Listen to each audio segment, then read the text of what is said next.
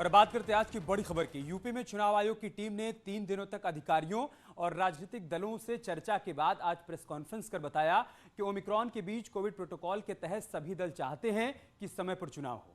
मुख्य चुनाव आयुक्त सुशील चंद्रा ने कहा कि यूपी में 5 जनवरी को वोटर लिस्ट फाइनल हो जाएगी, जिसके बाद कयास लगाए जा रही हैं कि 6 जनवरी से 14 जनवरी के बीच चुनाव की तारीखों का ऐलान हो सकता है। यूपी में 52 लाख नए मतदाता शामिल हुए हैं। कोविड प्रोटोकॉल के तहत चुनाव करने में जो हर बार से ज्यादा समय लगेगा, उसकी भरपाई के लिए चुनाव आयोग ने मतदान के लिए 1 घंटे का समय भी बढ़ा दिया है।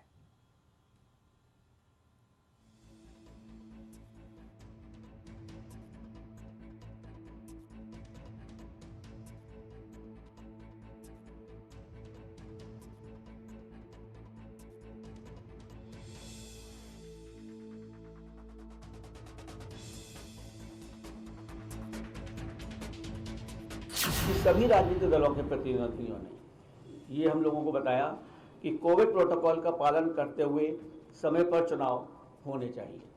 तो सबसे प्रथम सभी दलों ने without any difference of opinion सभी ने कहा कि कोविड को ध्यान में रखते हुए समय पर चुनाव कराए जाए। कमीशन ने ये डिसीजन लिया है कि पोलिंग टाइम का भी 1 घंटे बढ़ाया जाएगा। जो अभी तक यहाँ पर 8 से 5 तक था, उसको 1 घंटा बढ़ा दिया जाएगा, जिससे कि सोशल डिस्टेंसिंग अगर हम मेंटेन करते हैं और थोड़ा ज़्यादा टाइम लगता है तो उसको भी उसमें संज्ञान में लिया जाएगा।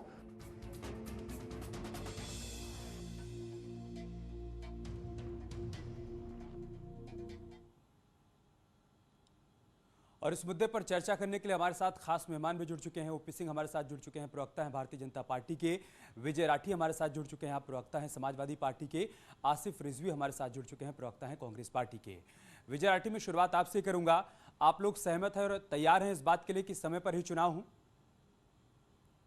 बिल्कुल, हम लोग तैयार हैं और सहमत भी हैं और पूरी जो कोरोना की गाइडलाइंस है उसको फॉलो करते हुए कोशिश हमारी पूरी रहेगी कि एक एक चीज बिल्कुल उसका पालन किया जाए कि लोगों की जान जो है वो हमारे लिए सर्वोपरि है। हमारी मूल भावना भी यही है कि किसी को कोई दिक्कत ना हो। बिल्कुल उन चीजों को अक्षर से पालन करते हुए और चुनाव सकुशल रूप से सही समय पे संपन्न हो जाए, यही समाजवादी पार्टी की मूल भावना। आसिफ रिजवी, पश्चिम बंगाल चुनाव की तरह तो नहीं होगा कि चुनाव के बाद मान लीजिए अगर हालात बिगड़ते हैं तो आप लोग ये आरोप लगाने लगे कि चुनाव टाला जा सकता था लेकिन नहीं टाला गया, क्योंकि अभी तो चुनाव आयोग ये कह रहा है कि आप सब लोग सहमत हैं।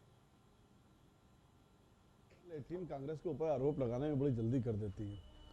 कोई बात नहीं, हमारा बहुत स्पष्ट चीज़ है कि चुनाव समय पे होने चाहिए, कोविड प्रोटोकॉल को फॉलो करते हुए होने चाहिए।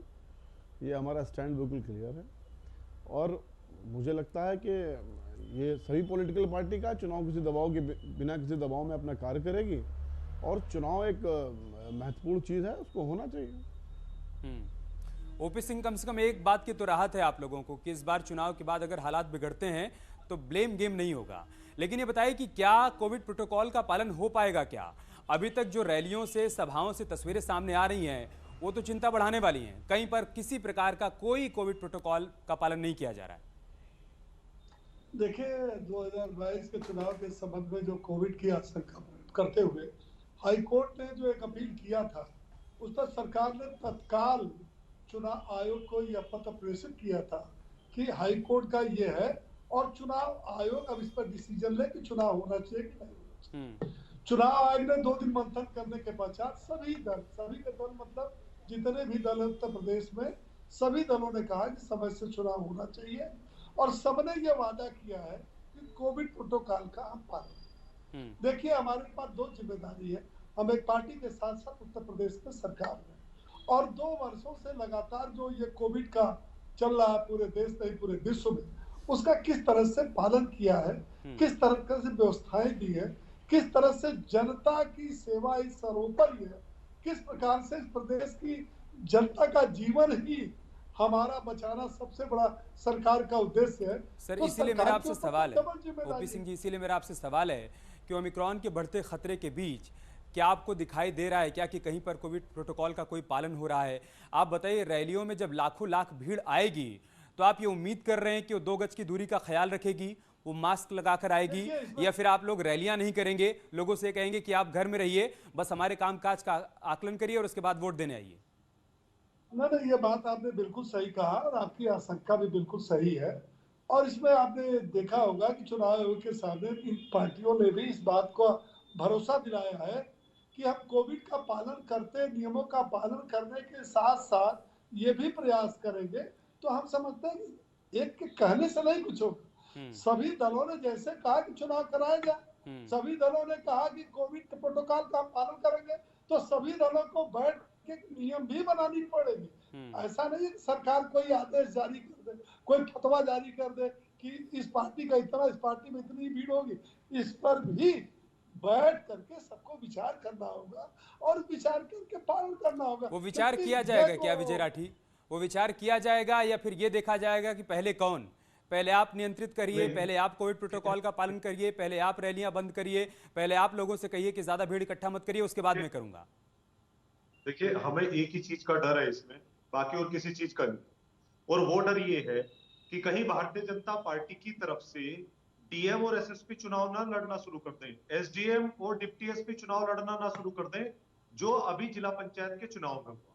देखिए, जब इलेक्शन कमीशन या सरकार जब कोई गाइडलाइंस इश्यू करती है तो सबसे ज्यादा उसको फॉलो करने का लाठी डंडों से, हर तरीके से उसका दबाव बढ़ाते हैं विपक्षी दलों पर कि आप इसको पूर्णतः फॉलो करें।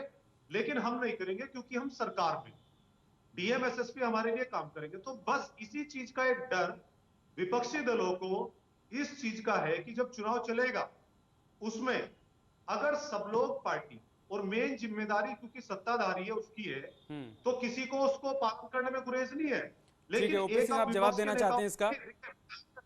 विपक्षी नेताओं पे मुकदमे लगेंगे, उनको निकलने नहीं दिया जाएगा। ठीक है, जवाब ले लेते हैं। नेता पूरा ओपी सिंह जी, इस चीज का बेटर है। विजय राठी का कहना है कि सारा दबाव सिर्फ विपक्षी दलों पर बनाया जाता है, अपने लिए नियम कानून कायदे नहीं होते, उनका ये कहना है। जी बिल्कुल, उनका कहना जो है उनकी सोच है। लेकिन आप ये बताइए कि जो चुनाव विपक्षी पार्टियां हारी है, क्या आरोप लगाने से बाज आई? ये जो है पंचायत का चुनाव हार गए, जब हार गए तो इसका इन्होंने जो है ठीकरा फोड़ दिया प्रशासन पर। लेकिन ठीक है, ये पहला ठीकरा नहीं है। 2017 में बुरी तरह से पार्टियां हारी, 2019 में बुरी तरह से पार्टियां हारी, तो क्या ईवीएम पर इन्होंने आरोप नहीं लगाया? लेकिन जब ये पंजाब का चुनाव जीते, महाराष्ट्र का चुनाव जीते, राजस्थान का चुनाव जीते, तब तो ईवीएम पर इन्होंने ठीकरा नहीं फोड़ा। तो ये तो देखिए, चुनाव से पहले ठीक है विजय राठी, आप 2 सेकंड ले लीजिए, उसके बाद में आसिफ रिजवी के पास जाऊंगा। कि हम कौन अभी विजय राठी, ज्यादा समय नहीं हुआ, अभी कुछ समय पहले की बात है, धारा 144 लगी थी मेरठ में, मेरठ जिले में। भारतीय जनता युवा मोर्चा के पदाधिकारी नियुक्त होकर के आए थे लखनऊ से। उन्होंने इतना ढोल धमाका, पूरा भीड़, धारा 144 में कुछ नहीं हुआ।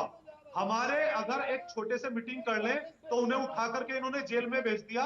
अभी उन लोगों ने जमानत, ये मैं उदाहरण बता रहा हूं आपको कि अगर धारा 144 लगती है तो सरकार के या जो बीजेपी उसके लिए नहीं है, वो विपक्षी दलों के लिए, वो कुछ ना कर दे। ये मैंने उदाहरण दिया है।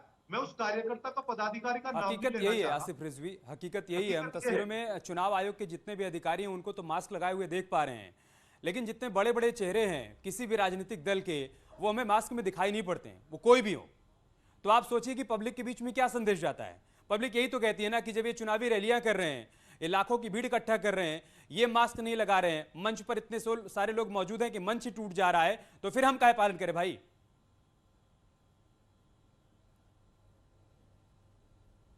आसिफ रिजवी,